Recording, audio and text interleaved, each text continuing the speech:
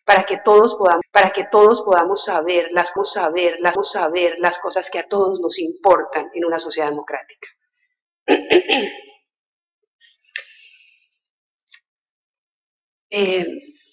La comisión considera que hay que tener en cuenta por lo menos 3 criterios cuando se presentan casos como el que se está estudiando, y los 3 fueron aplicados en el presente caso. Primero, se tiene que demostrar que hay un verdadero daño.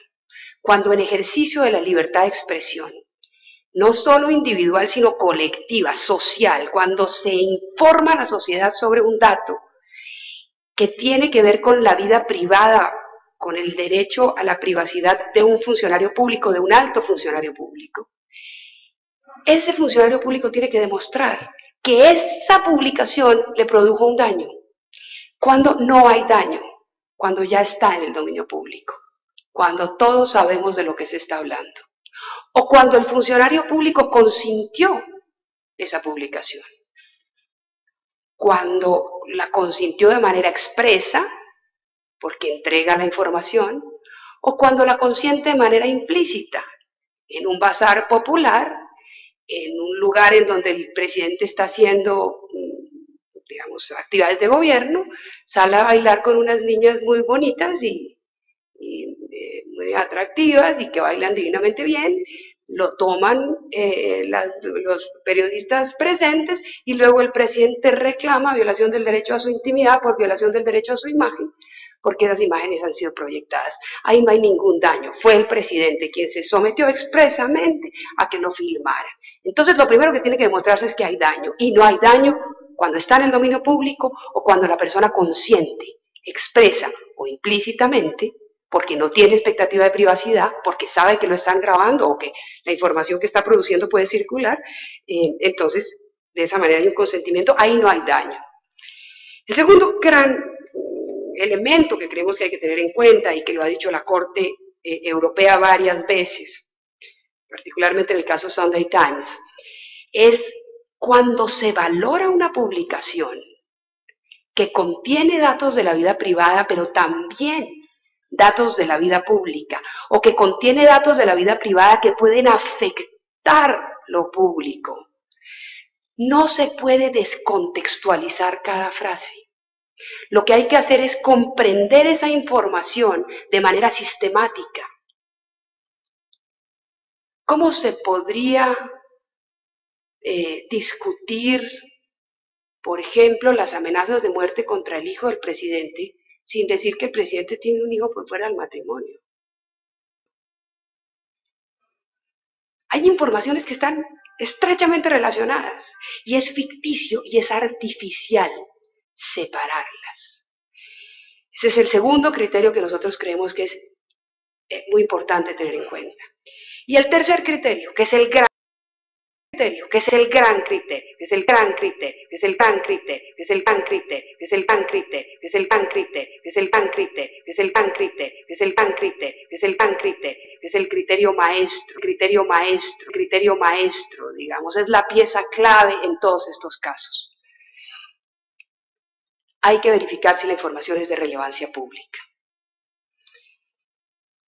Y aquí me voy a detener, porque el concepto interés público, interés general o relevancia pública es un concepto difícil de definir.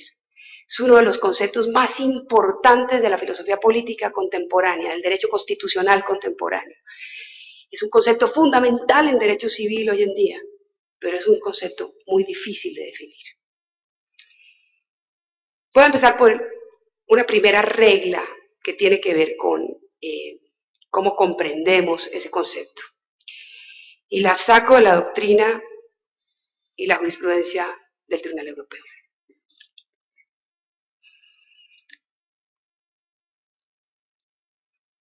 Para valorar si una información es o no, o tiene o no, o reviste o no interés público, es decir, si hay un interés genuino de la sociedad en conocer esa información, es decir, si es útil para un debate que nos sirve a todos porque nos interesa a todos.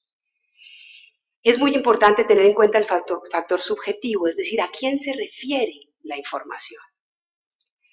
En esta tensión entre intimidad y libertad de expresión, lo que ha dicho la Corte Europea es que hay 4 categorías de sujetos y que, dependiendo de la categoría del sujeto, es mayor la relevancia pública de la información y por lo tanto es menor la protección de su ámbito de intimidad. De ninguna manera vaciando de contenido el ámbito de intimidad de ninguna persona, y en eso quiero ser clara. Siempre hay un nivel de protección. La pregunta es ¿hasta dónde? Entonces lo que ha dicho la Corte es, las personas comunes y corrientes, que no se han sometido voluntariamente a ser funcionarios públicos, que no tienen más prerrogativas, que no tienen más privilegios y que han querido guardar el anonimato, tienen una protección plena, tienen una protección, tienen una garantía, digamos, tienen la mayor garantía de su derecho a la privacidad. Y ahí lo que ellos hacen o dejan de hacer tiene menos relevancia pública. Luego aparecen las figuras públicas, las actrices, los actores, los cantantes, los miembros de la realeza, en algunos casos cuando no gobiernan, digamos, cuando no tienen atribuciones de gobierno. Y en ese caso, la Corte ha dicho, hay un menor nivel de protección, pero en todo caso, no todo lo que ellos hagan o dejen de hacer es relevante para el interés público, y la Corte ha dicho una cosa que parece un juego de palabras, pero que es muy interesante. El interés público no es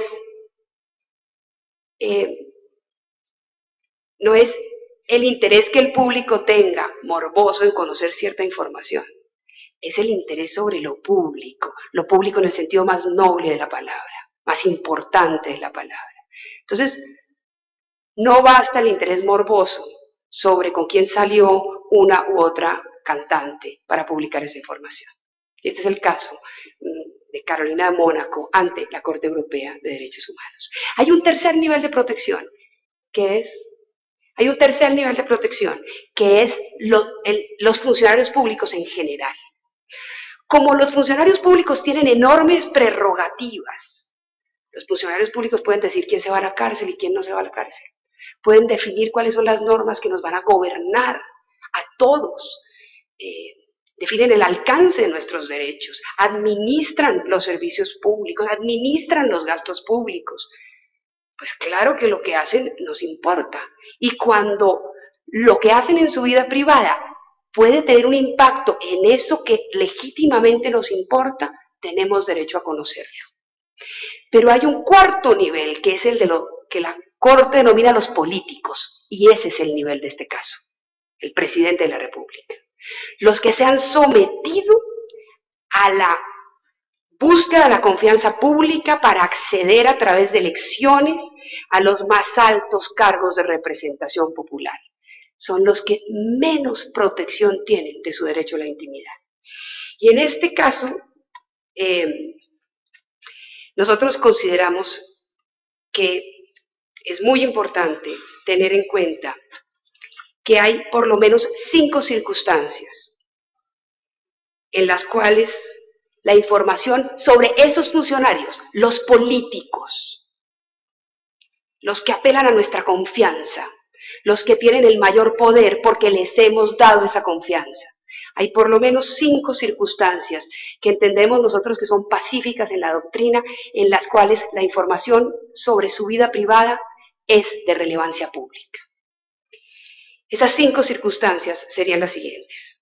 Primero, cuando de alguna manera, a pesar de tener un componente de su vida privada, la información tiene que ver con las funciones que esa persona ejecuta.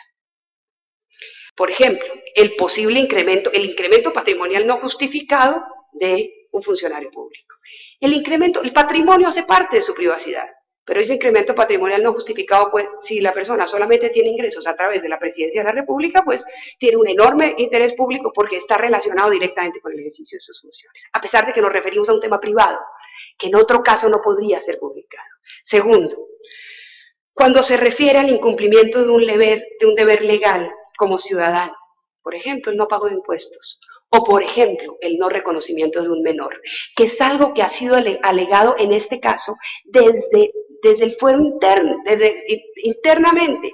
Cuando los periodistas se defendieron, alegaron ante los jueces que lo que estaban poniendo de presente era el incumplimiento de un deber del presidente de la República. Es que reconocer a un menor no es una mera liberalidad. Reconocer a un menor es una obligación de los padres, que está en el derecho argentino, como lo ponemos de presente en la demanda, y en los tratados internacionales de derechos humanos.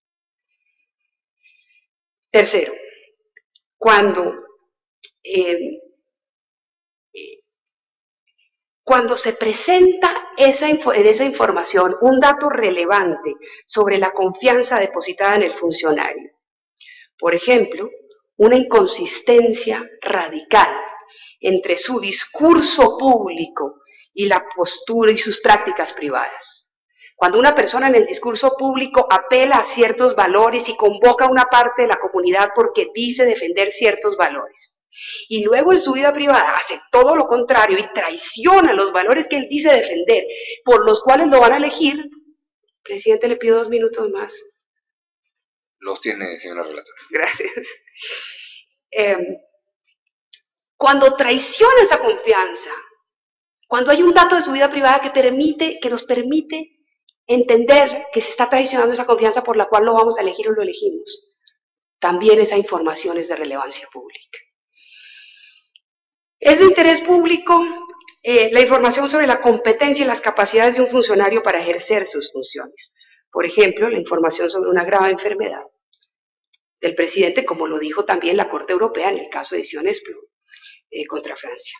Y finalmente, como también está en ese caso de Ediciones Plon contra Francia, que es muy importante, es de interés público aquella información que ayuda a discutir asuntos institucionales de relevancia pública, sobre los cuales, por ejemplo, es necesario construir consensos para, por ejemplo, lograr reformas jurídicas. Se trataba en este caso de la enfermedad muy grave del presidente Mitterrand.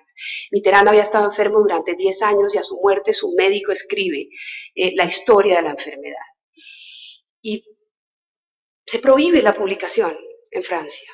Y lo que dice el Tribunal Europeo es cierto que la enfermedad de una persona hace parte de su intimidad, pero en este caso es de enorme relevancia pública para el pueblo francés hacer una discusión sobre si tenía o no derecho a saber que su presidente estaba enfermo, para tomar las decisiones institucionales que se requieran. Entonces, no solo es relevante la información cuando tiene que ver directamente con el sujeto afectado, sino cuando esa información puede dar lugar a un debate público que nos permita reformar las instituciones o repensar las instituciones. En el presente caso, es obvio, por los criterios que acabo de mencionar, que se trataba de una información de interés público. Está explicado en el caso, lo explicamos ayer, lo explicaron los representantes, y me parece con todo respeto que de alguna manera el Estado lo acepta. Se trata del incumplimiento de un deber legal, se trata de malversación de fondos, se trata de amenazas contra la vida del hijo del presidente, se cumplen los criterios que acabamos de mencionar. Si la información se interpreta de manera sistemática, era imposible para la revista Noticias contar esa historia sin hablar de el hijo del presidente y la relación del presidente con la diputada. Pero además, buena parte de esa información ya estaba en el dominio público. Se cumplen todos los requisitos para que en este caso la Corte pueda desarrollarlos y hacer una jurisprudencia que nos pueda servir en el futuro como guía para resolver este tipo de casos. Finalmente, simplemente me refiero a la enorme ambigüedad de las leyes que regulan estos temas. Lo digo muy rápidamente porque sobre eso ya se ha dicho mucho.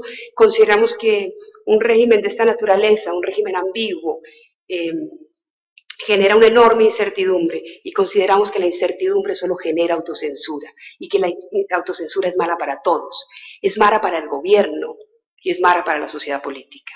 Finalmente, por supuesto, queremos reconocer, y es cierto, que el Estado argentino ha sido un Estado que ha cumplido de manera, digamos, ejemplar con las decisiones del sistema interamericano, y que lo ha apoyado y que lo ha impulsado. Es cierto que se derogó el desacato, y es cierto que se despenalizó la injuria y la calumnia, y es cierto, como lo dijo el periodista Fontevecchi ayer, que eso, en lugar de dañar el debate, como lo piensan algunos gobernantes, lo que le ha dado es mayor y mejor calidad a ese debate público.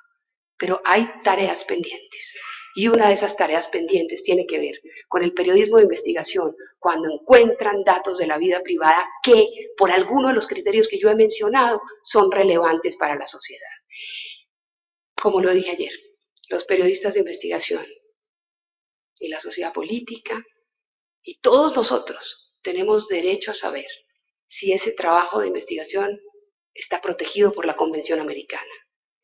Tenemos derecho a saber si la Convención Americana nos permite conocer información relevante para un debate de interés público. La Corte tiene la palabra. Muchas gracias.